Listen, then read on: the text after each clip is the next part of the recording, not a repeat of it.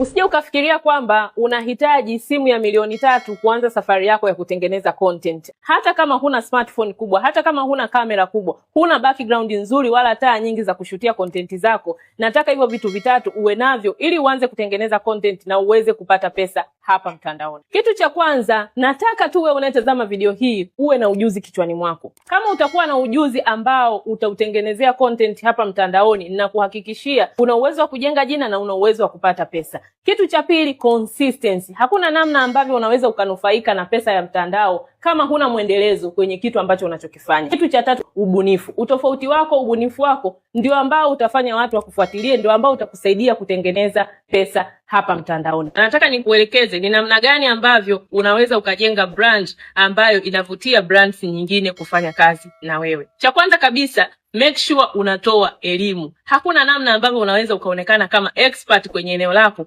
kama hutoi elimu, kama hutoi value kwa watu wako. Hata unapopata kazi ya brand kwa ajili ya kuinfluence, watu wako wanakuwa tayari wamesha kuamini kama expert, kwa hiyo watakuwa tayari kufuata kile ambacho unawaambia. Kitu cha pili, jitahidi sana kuonyesha matokeo ya kazi yako. Na ndio maana umekuwa ukiniona hata mimi hapa nikiposti insights za posti zangu.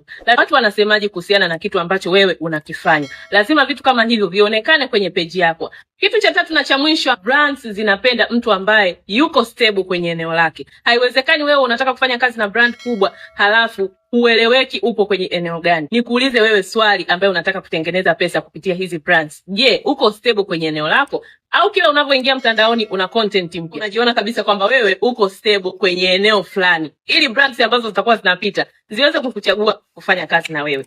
Hata kama huna 10k followers, sikiliza video hii kwa makini. Kama wewe ni influencer au content creator na unataka kufanya kazi na brands kubwa hapa Tanzania, iko hivi. Brands sasa hivi zimeshabadilika. Zamani walikuwa wanaangalia followers wa mtu alionao. So hata kama mtu aliboost followers, alikuwa na urahisi wa kupata hizo brand deals. Lakini kwa sasa hivi wanaangalia engagement ambayo inapatikana kwenye content zako. Angalia ma-influencer wengi ambao wanafanya kazi na hizi brands kubwa kubwa kwa sasa hivi. Wengi unakuta followers wao hawajafika hata 50k, lakini wanapata deals kubwa. Kwa sababu gani? Wameweza kuconnect na audience yao hiyo ndogo. Na brands kwa sababu zenyewe zinaangalia ni jinsi gani ambavyo wewe kama influencer au content creator unaweza kuconnect na audience yako, na ni namna gani ambavyo audience yako inakuamini kiasi kwamba ukiwa unawaelezea kuhusiana na kitu chochote wanaweza wakafanya decision either ya kufuatilia au ya kununua bidhaa. Hakuna tena haja ya kuogopa eti kwa sababu hujafikisha followers 10,000. Share video hii na content creator mdogo ambaye unajua hajafikisha followers 10,000 lakini ana ndoto za kufanya kazi na brands kubwa. Mwambie inawezekana.